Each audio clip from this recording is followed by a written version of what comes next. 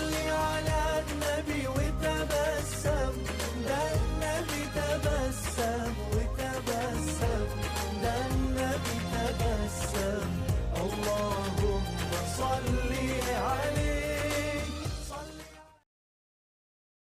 Jangan berhenti di sini saja, sebarkan link ini di grup WhatsApp, Telegram, Facebook, X, or Twitter, Instagram, Snack Video atau TikTok Anda, agar menjadi ladang pahala jariah yang berlipat ganda dan jangan lupa like, di-subscribe atau ditonton 3 menit lebih baik lagi.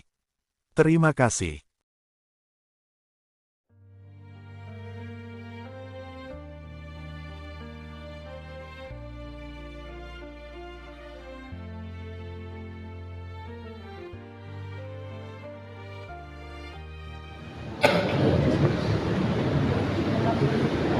Assalamualaikum warahmatullahi wabarakatuh.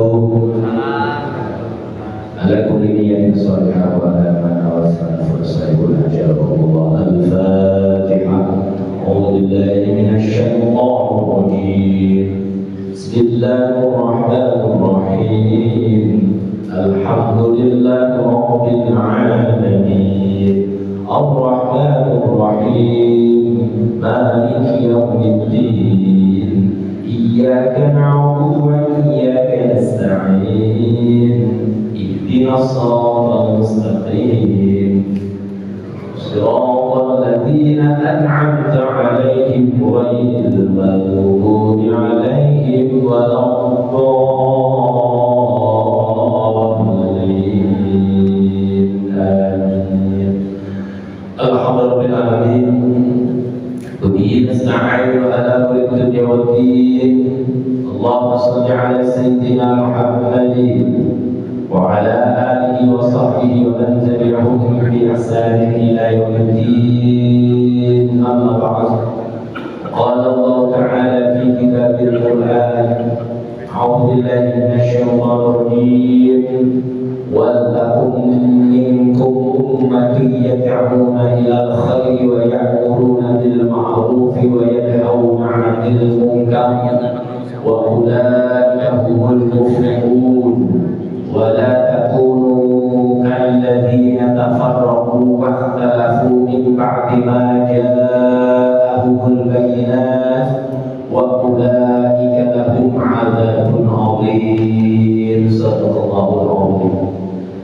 Hadirin hadirat yang mulia, para sesepuh dan disebut seluruh PKM Masjid Jami Al-Ikhlas dan juga para ulama, para asatidzah, tokoh partai, tokoh masyarakat, semua jemaah yang hadir pada pagi hari ini, mudah-mudahan senantiasa mendapat keberkahan dari Allah Subhanahu wa Ta'ala. Amin, amin, amin. Puji syukur atas segala rahmat nikmat yang telah dilimpahkan kepada kita bersama-sama. Maka ungkapan syukur kita kepada Allah Subhanahu wa Ta'ala dengan sama-sama mengucapkan alhamdulillah rabbil alamin, dan juga kita bersolawat kepada junjungan kita Nabi besar Muhammad sallallahu alaihi wasallam dengan sama-sama mengucapkan Allahumma shalli ala sayyidina Muhammad wa ala ali sayyidina Muhammad, dan juga bersalam kepada beliau dan sama-sama mengucapkan assalamualaikum ya Rasulullah. Hadirin hadirat yang dirahmati Allah Subhanahu wa Ta'ala, alhamdulillah kita sama-sama telah melaksanakan sholat subuh berjamaah, kita telah zikir bersama-sama, dan kita akan lanjutkan yaitu kajian satu ayat dua ayat di dalam Al-Quran Al-Karim. Kita bersama-sama ibu bapak berada di bulan ini, termasuk bulan utama.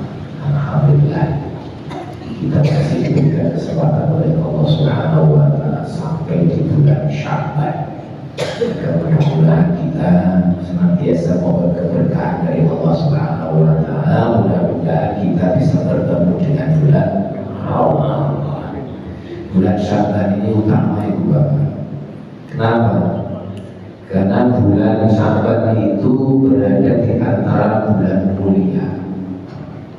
Bulan Rajab dan bulan mulia, termasuk Syahrul Qur'an. bulan yang dimuliakan oleh Allah, bulan Rajab. Lalu Sya'ban, saya sebutkan kenapa Sya'ban itu juga utama, karena Rasulullah itu kalau berada di bulan Sya'ban, Rasulullah itu memperbanyak ibadahnya, termasuk Rasulullah banyak berpuasa ketika berada di bulan Sya'ban. Sampai-sampai ada sahabat itu yang pernah menemukan Rasulullah itu sepertinya 1 bulan penuh itu puasa di bulan Sya'ban. Wa yasiruhu bi Ramadan, sampai lagi dengan bulan Ramadan. Ini menunjukkan bahwa Sya'ban itu kan utama.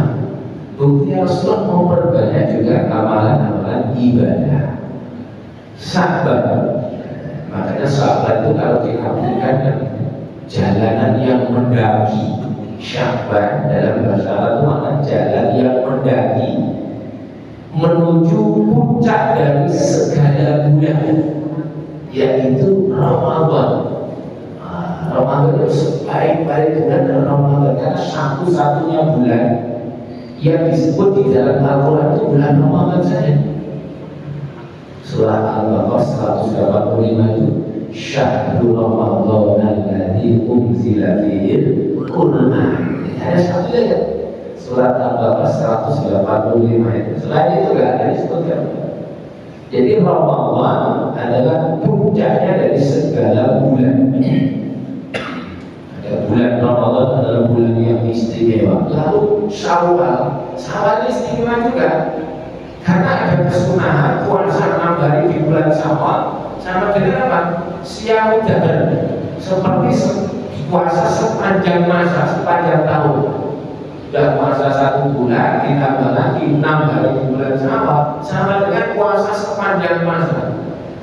Lalu Zulqa'dah, Zulhijjah, Muharram, ini kan bulan haram semuanya, bulan yang dimuliakan oleh Allah Subhanahu wa Ta'ala. Maka kita di bulan Sya'ban berada di bulan yang termasuk utama.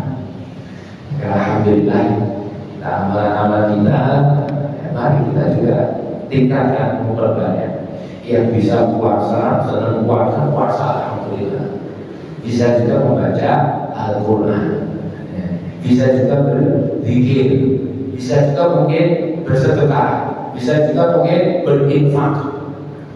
Karena juga dalam riwayat yang disebutkan bahwa syahrul Sya'ban turfa'u fil a'mal. Bulan Sya'ban itu bulan di mana diangkatnya amal kita di hadapan Allah Subhanahu wa Ta'ala. Itu bulan Sya'ban. Ada amal itu yang dilaporkan kepada Allah, yaitu setiap pekan sekali. Ada riwayat ulama menyebutkan yaitu setiap hari Kamis itu amal kita itu diangkat dilaporkan kepada Allah Subhanahu wa Ta'ala oleh malaikat. Kalau laporan yang tahunan di bulan Sya'ban ini, amal kita akan diangkat, dilaporkan kepada Allah Subhanahu wa Ta'ala. Makanya Rasul menyebutkan wa ana uhibbu an yurfa'a amali wa ana sha'im. Dan aku suka, aku senang apabila amalku ini diangkat, dilaporkan kepada Allah Subhanahu wa Ta'ala, wa ana sha'im, dan aku dalam keadaan berpuasa. Makanya Rasulullah itu di bulan Sya'ban banyak berpuasa. Dan sama kita disunahkan juga Senin Kamis juga puasa juga. Untuk apa? Ketika diangkat dilaporkan amal kita, dalam keadaan kita berpuasa.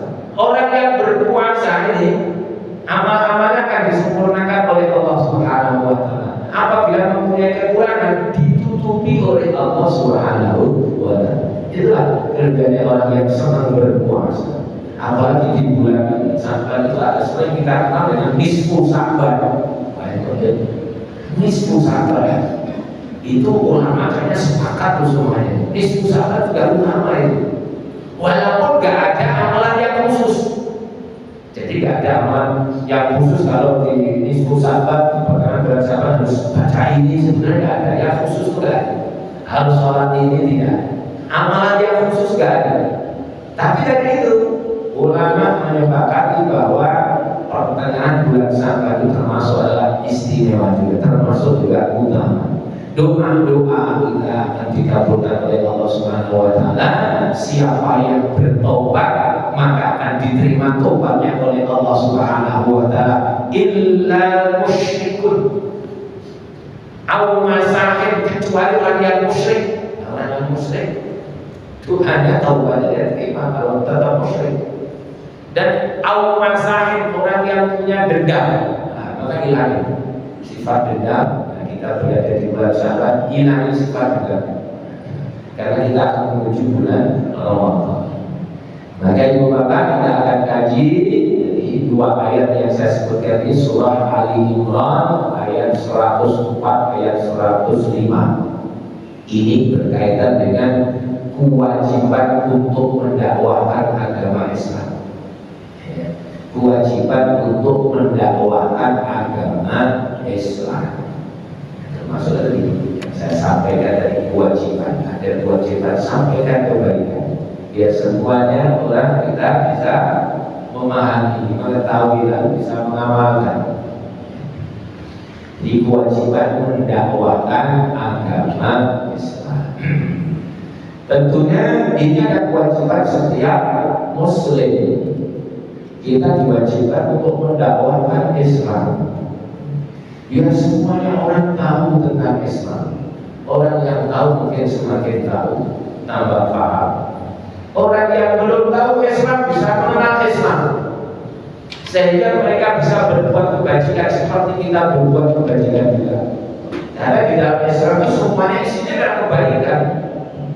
Semuanya adalah kebaikan. Sebagaimana isi di dalam wahyu Allah Subhanahu wa taala Al-Qur'an, isinya semuanya kebaikan. Kalau ada larangan-larangan itu juga kebaikan untuk umat manusia. Kalau ada perintah-perintah itu juga kewajiban ya, untuk manusia, isinya juga kebaikan juga. Makanya kita mempunyai kewajiban untuk mendakwahkan Islam, sehingga orang yang belum berada di dalam agama Islam bisa mudah-mudahan mengikuti agama Islam. Karena kita itu diperintahkan oleh Allah, agama Islam itu bukan hanya untuk diri kita saja. Diri kita usahakan menjadi tetap beragama Islam. Saudara-saudara kita juga kita ajak, kalau ada yang belum Islam kita ajak untuk beragama Islam, kawan kita dan sebagainya. Makanya disebutkan dalam surat Al-Anbiya, tugasnya Rasulullah itu wa ma arsalnaka illa rahmatan lil alamin. Surat Al-Anbiya 107 ya, dan tidaklah wahai Muhammad illa kecuali untuk memberikan rahmat bagi seluruh alam. Maka kita itu meneruskan dakwahnya Rasulullah, mengajak orang lain yang belum kenal Islam biar menjadi kenal Islam, yang belum beragama Islam menjadi beragama Islam. Maka inilah berdakwah. Maka ada perintah kita untuk yaitu menyampaikan agama Islam. Maka ayat ini diperintah oleh Allah Subhanahu wa taala, ayat perintah ini. Surah Ali Imran ayat 104 ayat 105. Allah firman, "A'udzu billahi minasy syaithanir rajim. Wal takum minkum ummatun yad'una ilal khairi wa ya'muruna bil ma'ruf wa yanhauna 'anil munkar wa ulaika humul muflihun." Ini ayat yang ke-104. Wal takun, dan lamnya di situ lam perintah, lam amar, wal takun, dan hendaklah ada pada kalian, dan hendaklah dijadikan wal takun minkum, min dari kalian atau di antara kalian, ummatun umat yad'una ilal khair, mengajak yang khair, wa ya'muruna bil ma'ruf, dan menyuruh yang ma'ruf, wa yanhauna 'anil munkar, dan juga mencegah kepada yang mungkar. Wa ulaika humul muflihun. Wa ulaika dan mereka al-muflihun, orang yang beruntung. Hati dalam setiap kata di dalam surah Al-Imran 104. Jadi ayat ini perintah agar kita itu menjadi orang yang mau mendakwahkan agama Islam. Wal takum minkum. Minkum kalau diterjemahkan di antara kalian. Kalau disebutkan di antara kalian berarti sepertinya tidak semuanya. Minkum. Makanya ada ulama-ulama tafsir mengartikan ayat ini, dakwah itu yang pertama pendapat menyebutkan bahwa tidak semua itu mempunyai kewajiban dakwah, karena ada kata-kata minkum di sini. Tidak semuanya punya kewajiban berdakwah. Maka apabila ada orang yang sudah berdakwah menyampaikan agama Islam, maka gugurlah orang yang lain di dalam kewajibannya berdakwah. Maka dihukumi pertama berdakwah itu hukumnya fardu kifayah. Fardu kifayah. Jadi kalau ada orang yang menyampaikan, maka kewajibannya sudah gugur. Kalau tidak ada yang menyampaikan agama Islam, yang mendakwahkan agama Islam, maka dosa semuanya. Namanya pakai fardu kifayah. Seperti maaf kalau ada orang yang meninggal. Ketika ada orang yang meninggal, maka kewajiban kita sebagai umat Islam, kita mensolatkannya. Itu hukumnya fardu kifayah. Maka kalau sudah ada orang yang mensolatkan, walaupun satu orang, maka sudah gugur itu, kewajibannya sudah gugur. Tapi kalau nggak ada yang mensolatkan, walaupun satu orang nggak ada yang mensolatkan, dosa semuanya satu kampung itu. Itu namanya apa?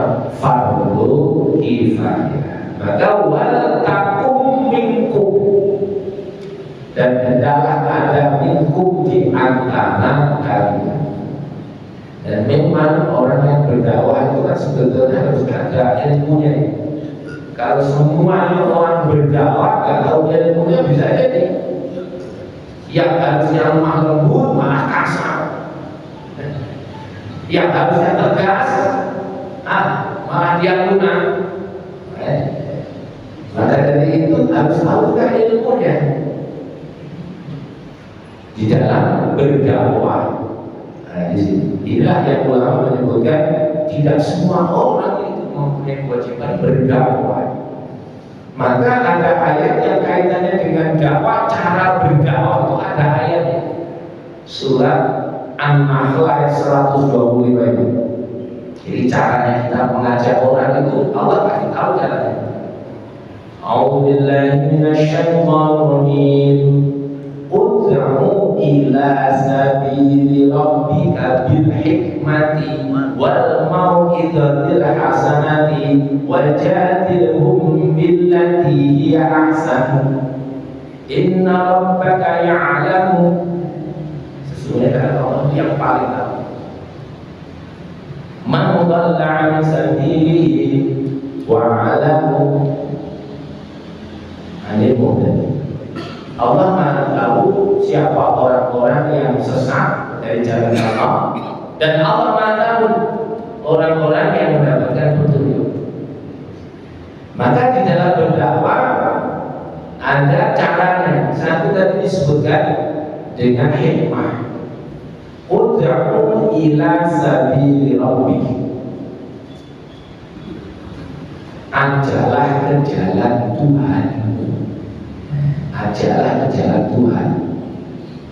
Siapa yang diajak ini tidak disebutkan oleh Allah. Berarti apa? Siapa saja yang belum berada di jalannya Tuhan, kita ajak ke jalannya Tuhan. Siapa saja yang belum berada di jalannya Tuhan, kita ajak ke jalannya Tuhan. Itu berdakwah. Kalau saya seperti ini kan sudah berdakwah nih. Kita ngaji, taklim, Bapak semuanya sudah muslim, semuanya beriman, punya keyakinan, yakin dengan Al-Quran semuanya. Kalau berdakwah itu yang benar berdakwah mengajak orang tadi yang belum tahu Islam, kita kenalkan Islam. Ajaklah ud'u ila sabil rabbika, jalan Tuhan. Siapa yang diajak ke jalan Allah? Siapa saja yang belum berada di jalannya Allah Subhanahu wa Ta'ala. Kalau Bapak Ibu ajaklah makan, siapa? Ya orang yang belum makan. Jangan orang yang sudah lagi makan diajak makan, dia makan, udah makan diajak makan. Ajaklah naik ke bis. Berarti apa? Yang belum naik di bis yang diajak. Ajaklah ke masjid, siapa? Orang yang belum senang ke masjid, yang belum mau ke masjid, ajak. Kalau orang yang sudah berada di masjid, masa diajak ke masjid? Makanya ajaklah ke jalan Tuhanmu. Siapa saja? Orang-orang yang belum mengenal Tuhan, yang belum beragama Islam, ajak untuk menjadi agama Islam.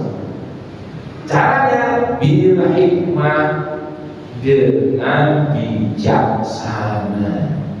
Ini cara berdakwah. Bijaksana. Tak boleh ditakut-takuti, tak boleh dengan kekerasan, tak boleh. Dengan bijaksana. Bil hikmah. Yang kedua, wal mau'izatil hasanah, dengan pengajaran, dengan nasihat yang bagus. Dengan nasihat yang bagus, sehingga apa? Menarik dia. Dengan pelajaran-pelajaran yang bagus. Dan yang ketiga, wajadilhu billati hiya ahsan. Berjidal, alias berdebat. Maksudnya apa? Berdiskusi. Nah, orang-orang yang pintar, cerdik, pandai, ya, biasanya apa? Berdiskusi yang dia sukai. Mana dasarnya, mana dalilnya? Oh, ini maksudnya akal ini sesuai dengan akal benar ini. Nah, ada dalil, ada dasarnya. Apalagi dasarnya wahyu Allah Al-Quran, dasarnya oleh hadis. Oh, ini. Makanya orang yang berdakwah harus tahu teori ini dalam berdakwah. Bil hikmah, bil mau'izatil hasanah, dan juga dengan wajadilhum billati hiya ahsan. Sehingga tadi saya sebutkan, ada ulama yang menyebutkan tidak semuanya mempunyai kewajiban untuk mendakwahkan Islam. Namun pendapat yang kedua bahwa setiap manusia itu punya kewajiban untuk mendakwahkan Islam. Karena disebutkan di dalam ayat itu minkum ummatun, minkum ummah. Di antara kalian itu umat. Kan kita semuanya ini umat ini. Nah, umat. Maka setiap umat dia harus mendakwahkan Islam. Setiap umat di antara kalian adalah umat. Makanya kita mempunyai kewajiban mendakwahkan Islam. Umat apa artinya dakwah itu? Dakwah itu kan maknanya mengajak, menyeru, mengajak orang lain untuk beragama Islam, mengajak. Maka disebutkan di dalam ayat ummah, ummatun, ummah. Maka ummatun itu diambil juga dari kata umun. Kalau umun itu adalah ibu kan. Ibu itu tugasnya apa itu? Menyatukan, mengajak anak-anaknya menjadi satu kesatuan. Nah, umat itu dari umun artinya ibu, atau umun mempunyai makna apa? Induk. Nah, induk. Makanya kata ummatun, umun, imam itu punya akar yang sama itu. Imam juga sama, mengajak para jamaahnya, mengajak jamaahnya, mengajak untuk taat kepada Allah. Kita sholat saja imam mengajak jamaahnya, luruskan shaf, mengajak jamaahnya. Kemudian sufu lurus rapatkan shaf, karena rapatnya shaf, lurusnya shaf menjadi bagian daripada kesempurnaan sholat berjamaah kita. Maka terus biasanya jamaah itu dengan jawab itu sami'na wa ata'na. Sami'na wa ata'na itu sambil luruskan, dengan sami'na wa ata'na terus sami'na wa ata'na enggak ada luruskan. Sami'na wa ata'na. Jangan sami'na wa pikir-pikir, pikir dulu enak di belakang itu. Sami'na wa ata'na. Kami taati, ya kami dengar dan kami taati. Kalau orang Yahudi, sami'na wa asaina, karena ada perintahnya Allah. Yahudi apa itu yang dijawab? Sami'na, kami dengar dan kami durhaka. Karena dia nggak senang kalau diperintah oleh Rasulullah kan. Yang diperintah oleh Al-Quran nggak mau. Dan dia apa? Merasa punya kitab sendiri. Maka sami'na wa asaina. Tapi kalau kita sami'na wa ata'na, sami'na kami dengar, wa ata'na kami taat. Tapi yang ummatun akar kata dari umur imam sama. Maka tugasnya ibu, tugasnya imam menyatukan. Maka di dalam berdakwah kita nggak boleh bercerai-berai, nggak boleh saling mensalahkan, nggak boleh. Harus apa? Menjaga kesatuan persatuan. Kalau ada kekurangan, ya saling melengkapi. Kalau ada yang cacat, saling menutupi di dalam berdakwah. Maka ayat ini Allah firmankan, "Wal takum minkum ummatun yad'una."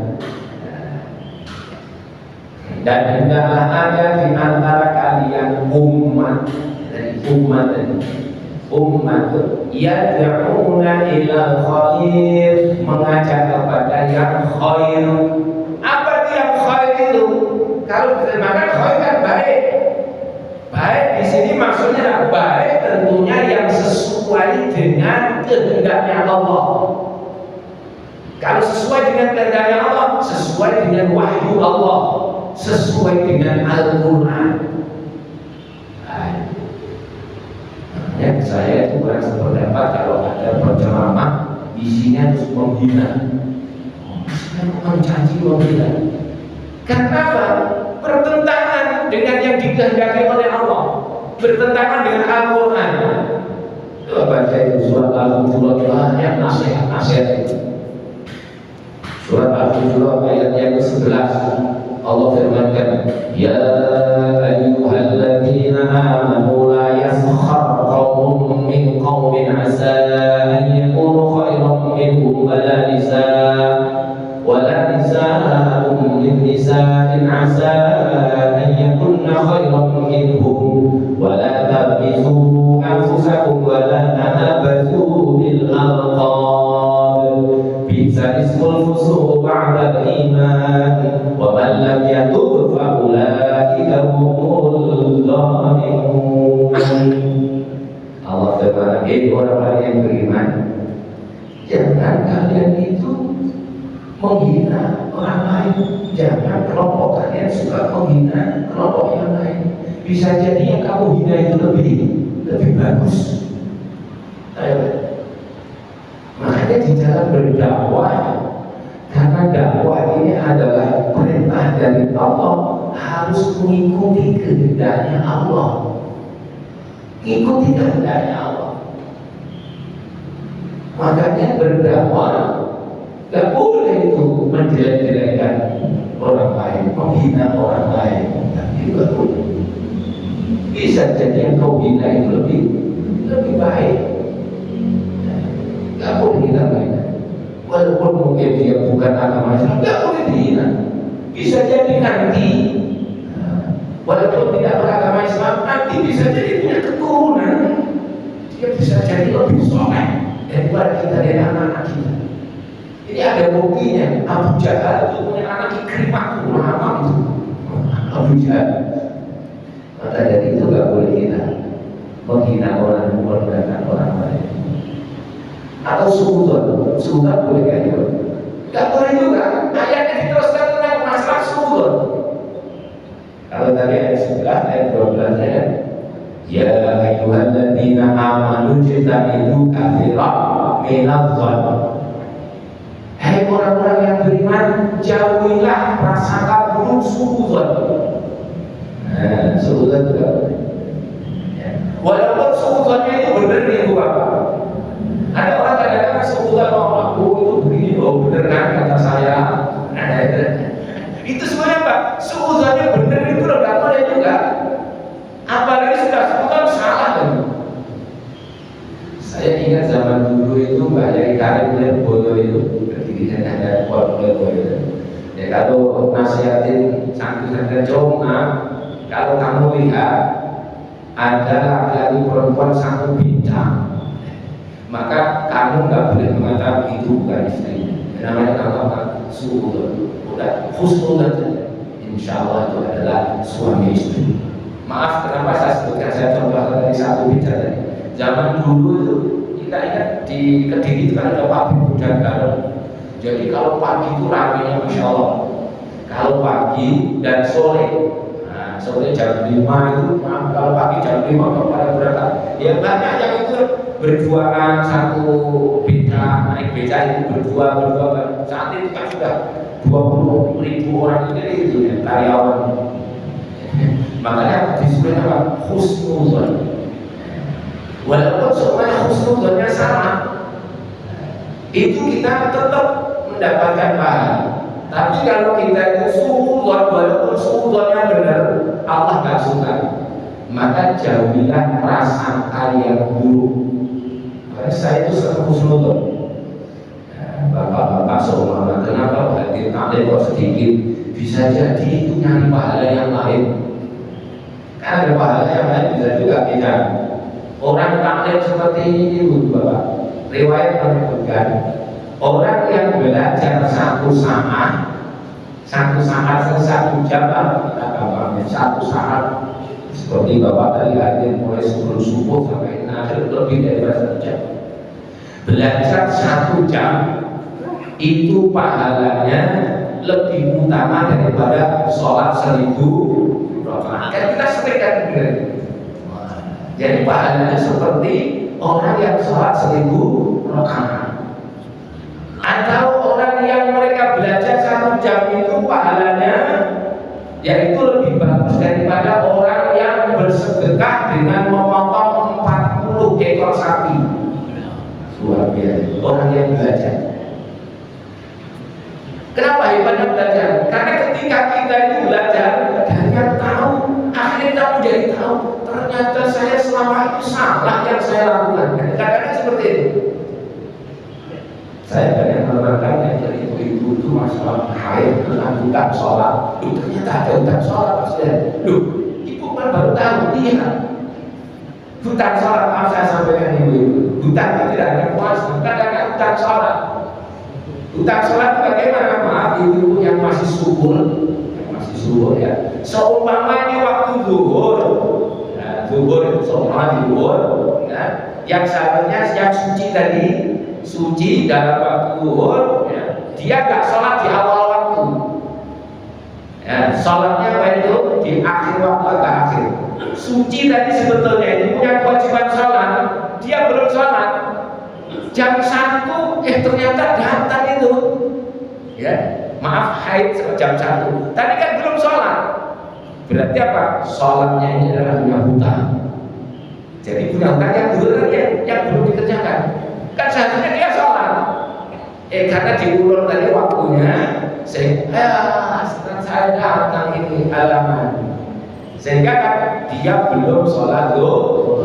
Ini berarti apa? Punya hutang sholat zuhur. Tapi kalau seumpama datangnya halangannya tadi, haidnya tadi sebelum zuhur, tidak punya hutang. Sama dengan orang yang tidur, an-naim hatta yastayqiz. Orang yang tidur itu tidak ada kewajiban sholat kan? Hatta yastayqiz, sehingga dia bangun, jam 7 selama. Nah, subuh di bangun jam 7, maka tetap dia punya kewajiban namanya mengqadha sholat. Nah, kadang-kadang ini ibu nggak, kalau sudah berhalangan sudah nggak punya utang. Tadi kalau ada yang ditinggal yang belum sholat tadi, maka harus dikodok. Nanti ketika kita suci, diingatkan kemarin tuh saya nggak sholat zuhur, gara-gara saya sholatnya telat. Makanya sholat itu sebelumnya di awal waktu di sini. Seumpama ada halangan, oh dia sudah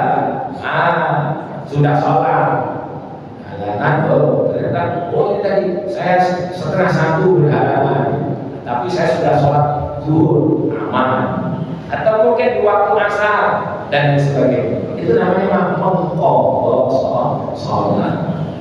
Jadi tidak ada mengkodok puasa dan mengkodok sholat. Itulah luar biasa ilmu. Sehingga ya Allah selama ini berarti salah, Mas. Berarti salah.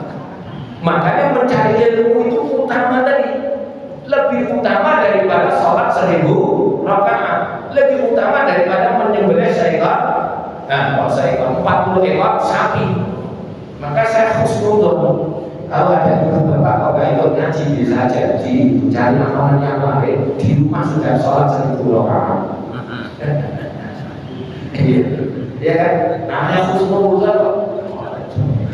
Oh, ada amalan yang apa nggak hadir ikut taklim? Oh, bisa jadi di rumah sedang motong sapi 40.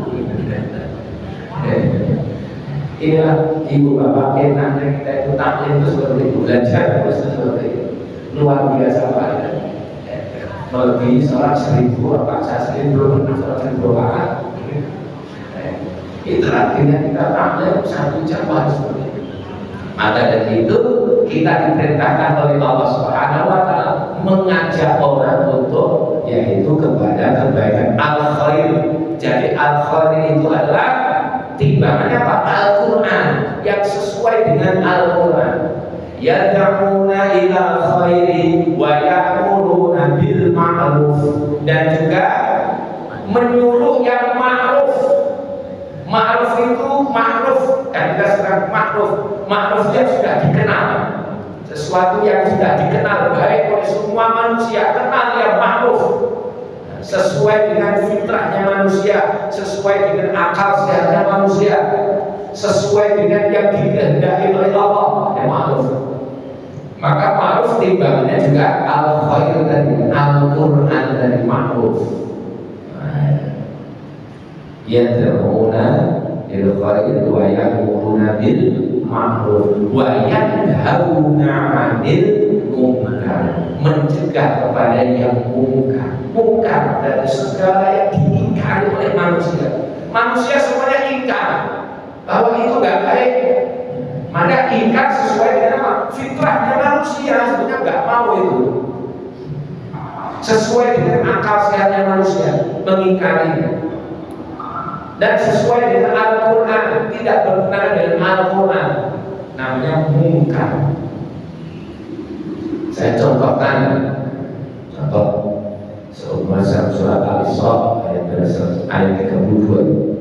Wala taqrabuz zina innahu kana fahishatan wa sa'a sabila. Jangan kau dekat-dekati zina, karena sesungguhnya zina itu fahisyah, perbuatan keji. Perbuatan keji, fahisyah wa sa'a sabila, dan seburuk perbuatan, seburuk jalan, yaitu zina. Makanya kalau ada seumpama perkara yang membolehkan free sex, bebas seks, bertentangan dengan fitrahnya manusia, bertentangan dengan Al-Quran. Nanti ketika timbul anak, jadi anaknya siapa ini? Tidak tahu. Kalau tidak ada yang mengambil, tidak mau mengambil, akhirnya apa? Anak tadi bisa jadi terlantar. Makanya berbuat zina adalah kemungkaran. Menurut akal sehat fitrah manusia pasti tidak mau mengakui, tidak mau mereka melakukannya. Maka ini yang disebutkan yaitu mungkar, yang tentunya mungkar di sini adalah yang bertentangan dengan Al-Quran. Ada yang ma'ruf, ada yang mungkar.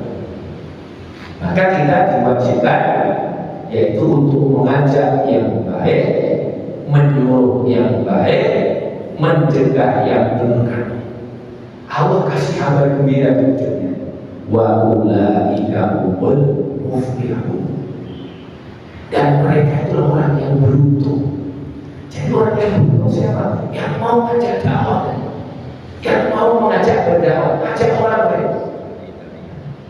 Saya contohkan ini, maaf kalau Bapak Ibu pergi ke masjid ngajak satu orang saja, ngajak satu orang yang biasanya nggak pernah ke masjid, kita ajak ke masjid, lalu ikut dengan kita ke masjid, maka apa? Kita dapat pahala juga seperti pahalanya orang yang ibu bapak ajak tadi.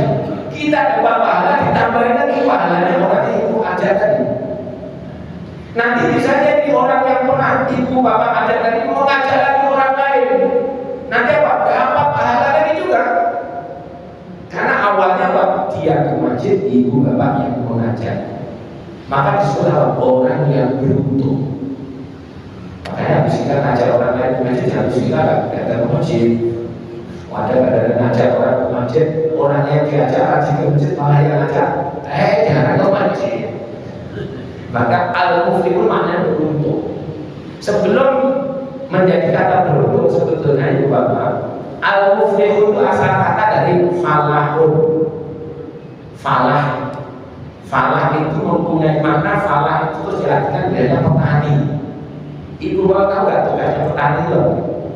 Petani tugasnya gampang, ringan, cuma melobak, taruh benih.